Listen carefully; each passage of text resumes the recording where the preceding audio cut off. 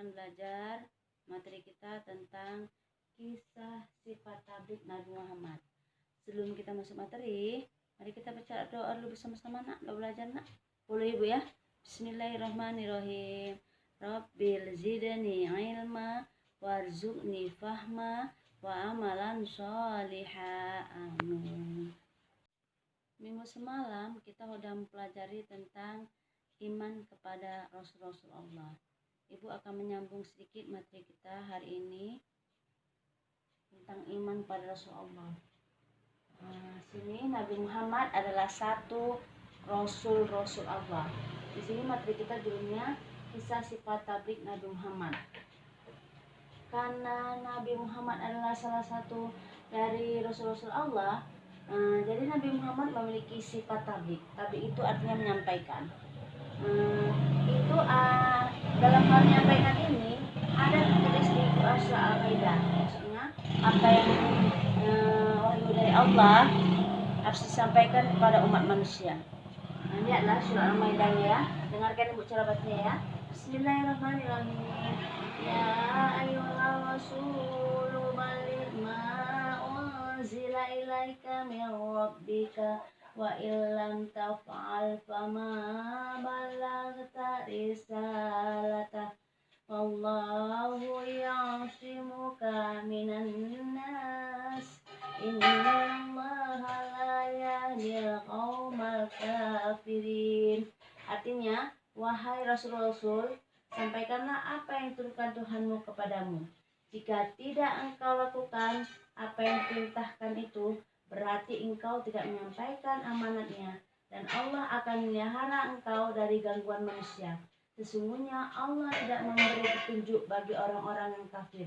Itulah tadi Quran Surah Al-Maidah ayat 67.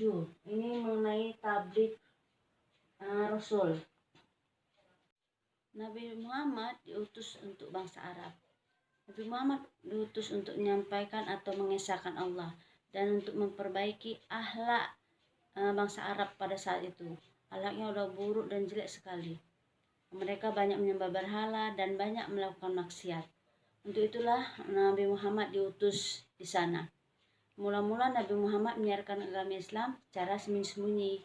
Mula-mula yang masuk Islam itu istrinya, kerabat-kerabat terdekat. Setelah ada perintah Allah secara terang-terangan, barulah Nabi Muhammad menyiarkan agama Islam secara terang-terangan. Tapi dia mendapat tantangan dan rintangan yang luar biasa, terutama dari kaum termuka bangsa Arab, maksudnya kaum petinggi bangsa Arab.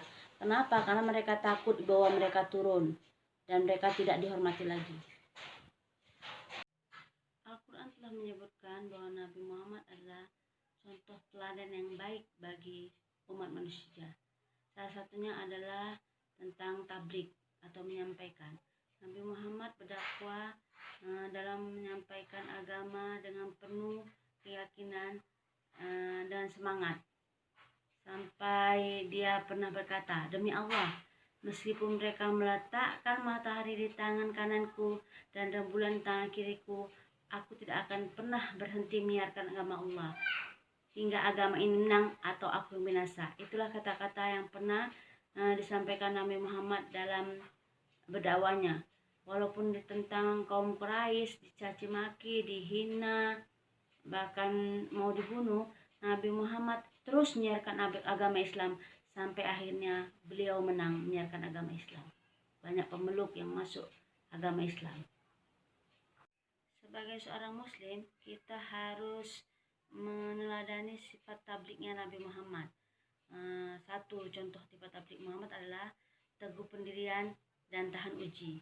Yang kedua, sabar dan tabah dalam menghadapi rintangan dari kaum kafir. Yang ketiga, bijaksana dan tegas dalam menyikapi permasalahan. Yang keempat, selalu menunjukkan akhlak terpuji atau akhlak yang baiknya kepada sesama manusia, walaupun sekalipun dia lawan Nabi Muhammad dalam menyiarkan agama Islam. Yang kelima, berserah diri atau tawakal kepada Allah Subhanahu wa taala setelah berusaha dengan sungguh-sungguh. Itulah tadi sifat tablik Nabi Muhammad yang patut kita teladani dalam kehidupan sehari-hari. Demikianlah sedikit materi yang Ibu sampaikan untuk hari ini, Nak. Sebelum kita akhiri, mari kita baca doa selesai belajar bersama-sama. Boleh, Bu, ya? Bismillahirrahmanirrahim. Subhanakallahumma wa bihamdika asyhadu an la ilaha illa anta astaghfiruka wa atubu ilaik. Assalamualaikum warahmatullahi wabarakatuh. Sikit, bye.